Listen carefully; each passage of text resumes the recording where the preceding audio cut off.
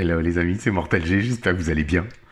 Aujourd'hui, une review, on va dire d'anthologie et en même temps vintage. Voici devant vous une figurine, et non pas seulement une, mais plusieurs figurines de la marque Mego, M-E-G-O, que vous avez probablement connu dans les années 70 et 80 même, puisque ça s'est poursuivi dans les années 80. C'est une marque américaine de figurines qui en fait étaient essentiellement des figurines de super-héros. Mego nous a gratifié de plein de gammes dans les séries que vous voyez ici, telles que l'incroyable Hulk. Voici la version Mego des années 75-77. Ensuite, on avait les 4 Fantastiques qu'ils ont sortis. Voici Ben Grimm, la chose que vous connaissez. Il y a eu des versions, ce qu'on appelait 8 pouces, donc connues. Et puis ensuite, on passait aux versions 12 pouces, les grandes versions. Les mêmes ont été sortis dans les deux variantes, en grand et petit format. Plus récemment, l'année dernière, pour être précis, 2020 et même 2019, ils ont sorti une grande Wonder Woman comme celle-ci, mais qui faisait non plus 12 pouces, mais 14 pouces. Donc, c'était pour marquer un peu le retour de Mego, puisque la marque s'était complètement arrêtée, complètement stoppée dans les années 80, pour renaître récemment. Pourquoi renaître? Parce qu'ils se sont rendus compte qu'il y avait un énorme succès qui était, je dirais, de plus en plus grandissant, montant sur les réseaux sociaux, grâce à la marque qui est ici, en fait, qui est Figure Toys Company.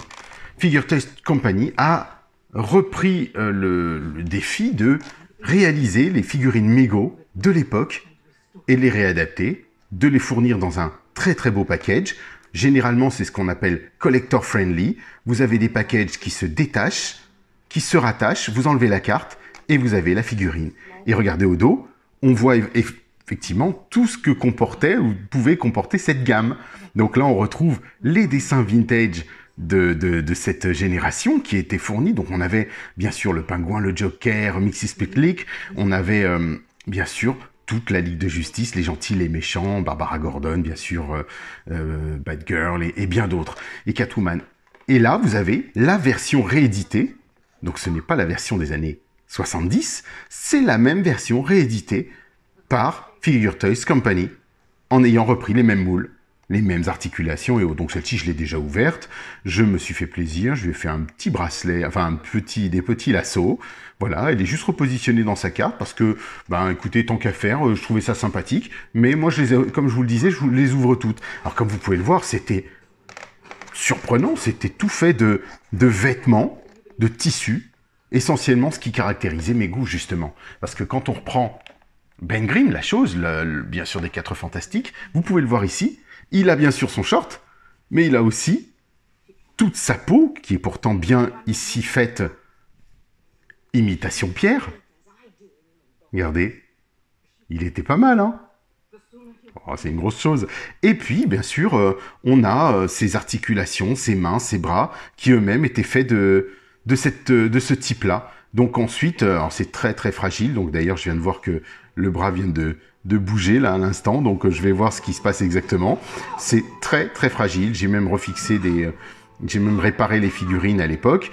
Et donc, voilà, celle-ci, je me les étais procuré beaucoup plus tard, ces Mego-là. Donc, ce Spider-Man par exemple, c'est le mien, et oui, des années 1984 exactement. Je me souviens que c'était ma reine qui me l'avait offert.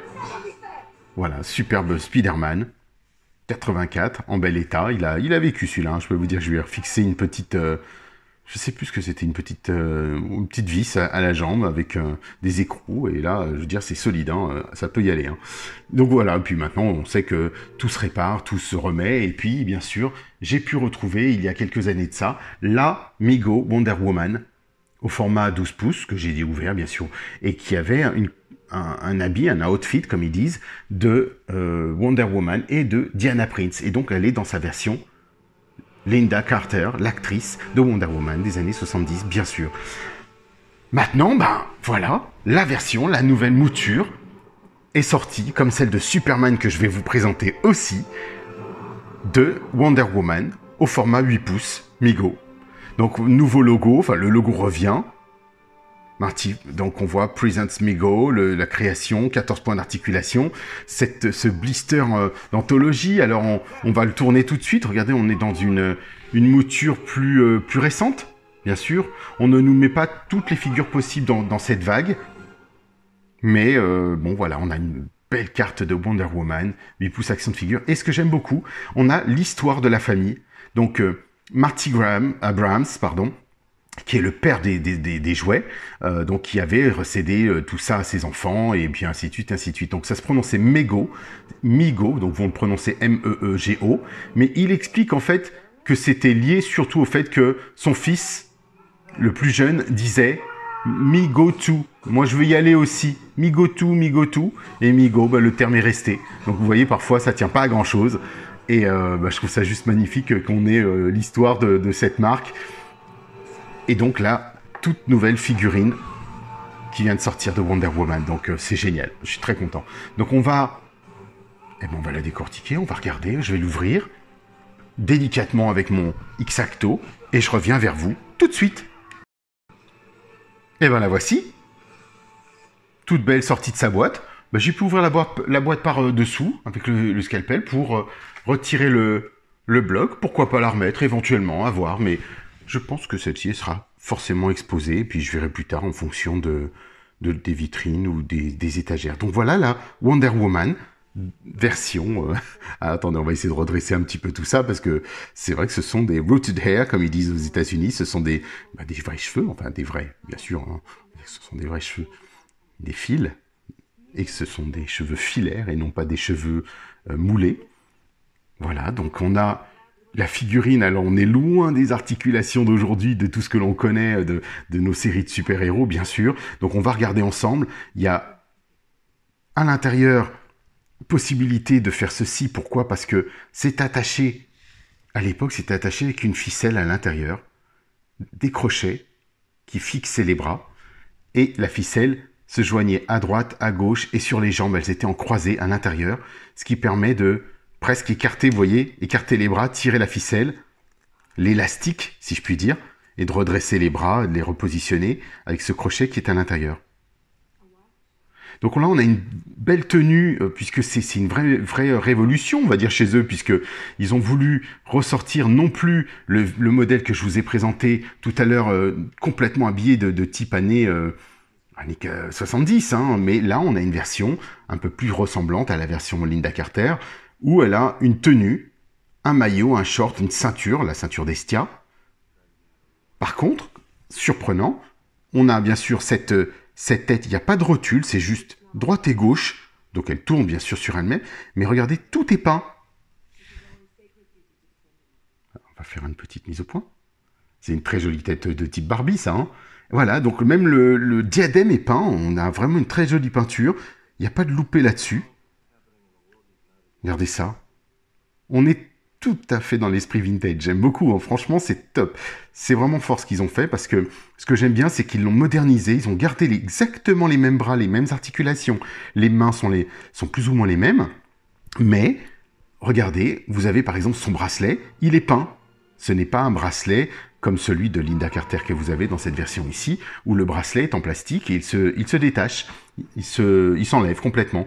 Ici, ils lui ont fourni, bien sûr, un lasso magique, le lasso de vérité, le lasso de la ceinture d'Estia, et ils l'ont attaché avec un petit élastique, donc à vous de voir ce que vous souhaitez en faire, le détacher, pas le détacher, mais au moins on a le mérite d'avoir un lasso, parce que généralement elle n'est pas fournie avec un lasso, ou elle n'était pas fournie avec un lasso à l'époque. Ça c'était vraiment dommage, je comprenais pas. Donc voilà, peut-être parce que les petits fils étaient interdits pour éventuellement que les enfants ne s'étranglent, allez savoir, alors que pourtant dans la grande version, elle avait bien un lasso, qu'elle porte là, que j'ai mis à sa ceinture. Mais voilà, on a une belle poupée. Alors ici, regardez, on peut retirer, bien sûr, la jambe, enfin la botte, pardon. Et on est clairement dans le modèle de Lynda Carter, qui était voulu des années 70, que vous connaissez. Donc là, il y a une belle adaptation. Donc regardez, on a le pied articulé, les jambes, donc les articulations de l'époque, hein, vraiment c'était ça, on retrouve exactement ça. Hein.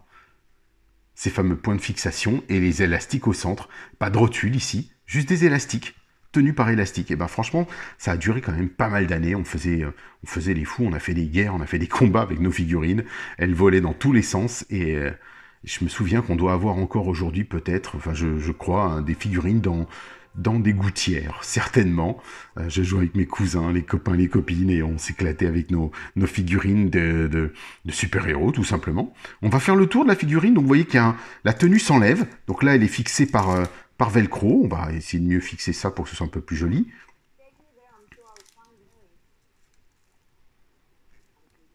Voilà, donc mais...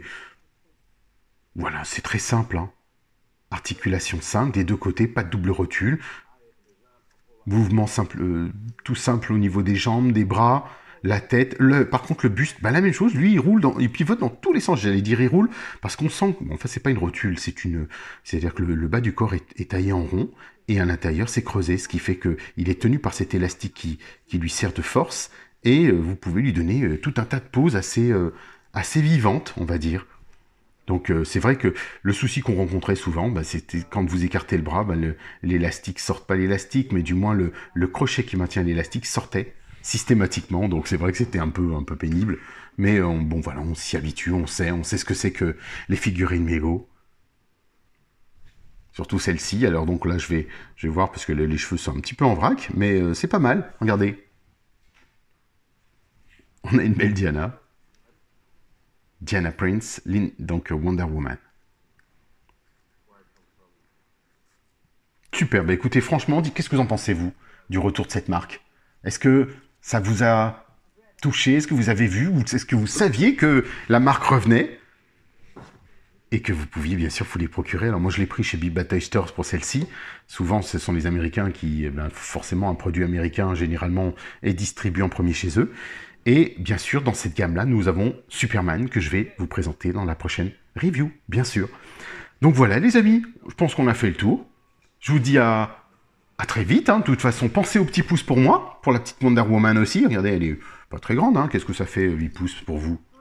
Elle a 14 points d'articulation. On est sur du